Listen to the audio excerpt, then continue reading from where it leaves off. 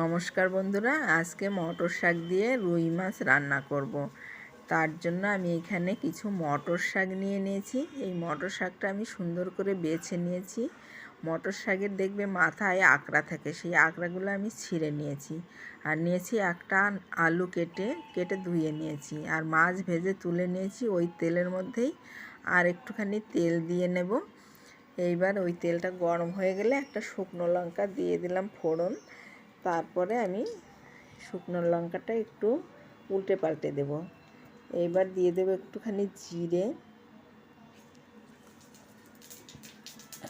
জিরেটা ফুটে উঠলে পরে দিয়ে দিলাম একটু ছোট ছোট আমার দুটো এলাচ দানা। এবার দিয়ে দিলাম একটু আদা, 1 ইঞ্চি মতন আদা এখানে আমি থেতো করে রেখেছিলাম। সেই আদাটা দিয়ে একটু ভাজা ভাজা করে নেব।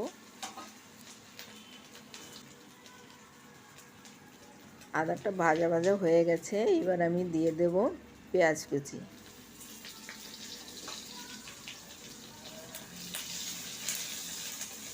এবার আমি একটু ভাজা ভাজা করে নেব পেঁয়াজটাকেও।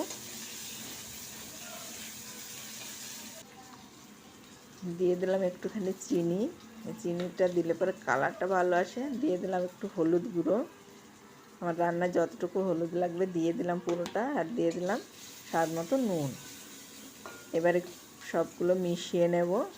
তারপরে আমি যে আলুটা কেটে রেখেছিলাম সেই আলুটা দিয়ে দেব। এবার এই আলুটা দেওয়ার পরে নেড়ে চেড়ে একটু কষিয়ে নেব। আমি আলুটা আলাদা করে কষিয়ে নিইনি, এইখানেই আমি কষিয়ে নেব। আর ঢাকা দিয়ে আলুটা কষিয়ে নেব। মাঝখানে আমি 2-3 বার ঢাকনা খুলে নাড়াচাড়া করে দিয়েছিলাম। আলুটা আমার কষানো হয়ে গেছে। এবার আমি দিয়ে দেবো একটু উষ্ণ গরম জল। আমি এইখানে আমার পরিমাণ মতো আমি যতটা গ্রেভি রাখবো সেই অনুপাতে জলটা দিয়ে দিলাম। তোমরাও তোমাদের অনুপাত মতো জল দেবে। এইভাবে এই ঝোলটা একটু ফুটে উঠলে পরেই আমি দিয়ে দিলাম এখানে 4টে কাঁচা লঙ্কা আমি চিড়ে ধুয়ে রেখেছিলাম।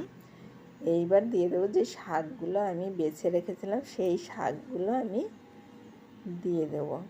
আজকে যদি কোনো নতুন বন্ধু এসে থাকো আমার ভিডিও দেখতে, তাহলে পেজটিকে ফলো করে দেওয়ার অনুরোধ রইল। আর ইউটিউব থেকে দেখলে সাবস্ক্রাইব করে দেব।